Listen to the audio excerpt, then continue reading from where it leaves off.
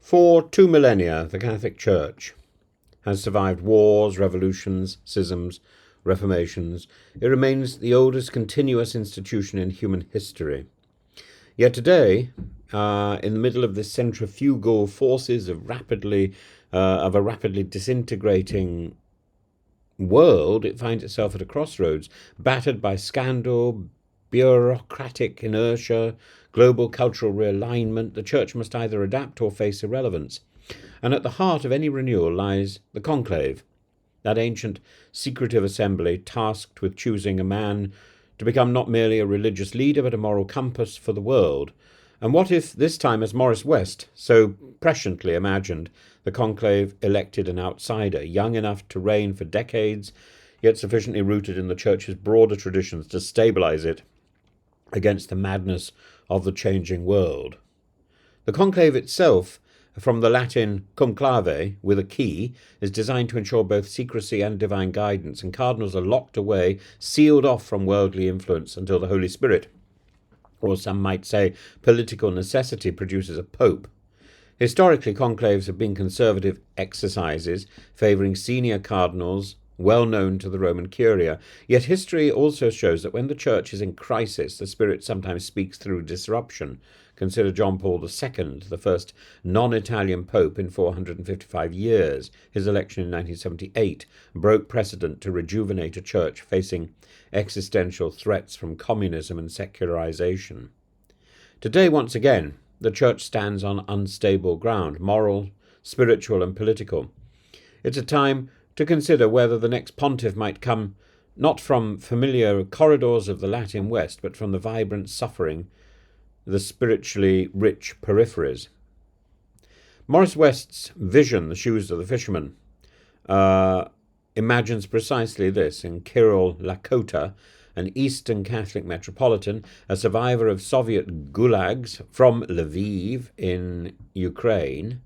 Elevated almost against his will to the papacy, he's an outsider in every sense, unfamiliar with Vatican politics, untainted by the entanglements of power.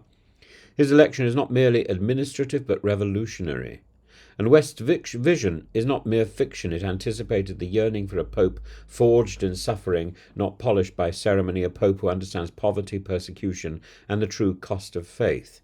Lakota's pontificate symbolizes the spiritual vitality of the Eastern traditions, the need for a church to embrace humility over worldly influence, a hope that leadership born of affliction could heal a divided world. Robert Harris's Conclave is a modern echo, the book from 2016 and then later the film.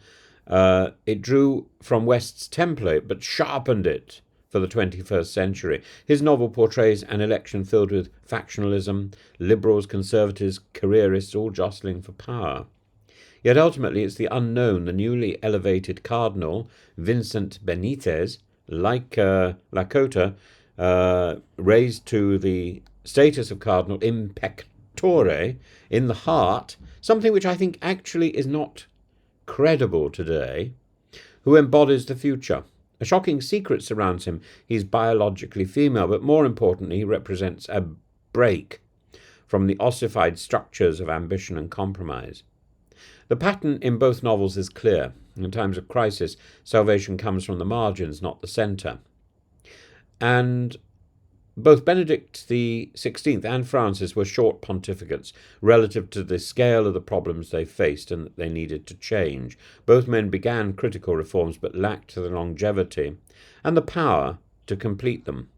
In the modern world, a papacy that lasts merely 5 to 10 years can barely initiate change, let alone consolidate it. Stability now demands two qualities. Youth. A pope elected in his 50s could realistically reign for 25 years, long enough to shepherd long-term reform without the constant destabilization of health crises or abdications. And outsider perspective, only a pope from outside the curial elite, perhaps from the Eastern churches or the global South, would have the requisite detachment to criticize and heal the Vatican bureaucracy itself. Such a pope would not merely rearrange the furniture, he would renovate the house. The two candidates that I think of are, one is in Jerusalem and the other one is in Melbourne, but hails from Ukraine. The Eastern Catholic churches, Maronite, Syro-Malabar, Chaldean, Coptic, are fully Catholic, fully loyal to Rome, yet steeped in ancient rites and mystical spirituality. Electing an Eastern Catholic would mean a spiritual deepening, rooting the church again in contemplation, mystery, and resilience, a global bridge strengthening relations perhaps with the Eastern Orthodox and the Islamic world, a universal witness affirming that Catholicism truly is Catholic, universal, and not merely European, and such a pope would symbolize unity across diversity, embodying both ancient tradition and future hope. The Catholic Church today risks becoming a museum, beautiful, venerable, and irrelevant. A young outsider pope, particularly one from a suffering church, would carry the scars of the modern world without being enthralled to it. He would understand not merely the theological debates of seminar rooms, but the blood and soil realities of martyrdom, poverty, and persecution. In other words, he would live the gospel and not merely interpret it. Morris West and, after him, Harris both understood something vital. The church survives not by clinging to power, but by rediscovering its radical origins, as indeed do political parties. Robert Jenrick is not the answer for the Conservative Party. The conclave may surprise us. It may yet, by grace and necessity, choose a young, luminous outsider, a man of suffering, humility, and vision, who could ground the church against the roaring tempests of the modern world for a generation. In an age desperate for authenticity, that might just be the miracle that we all need.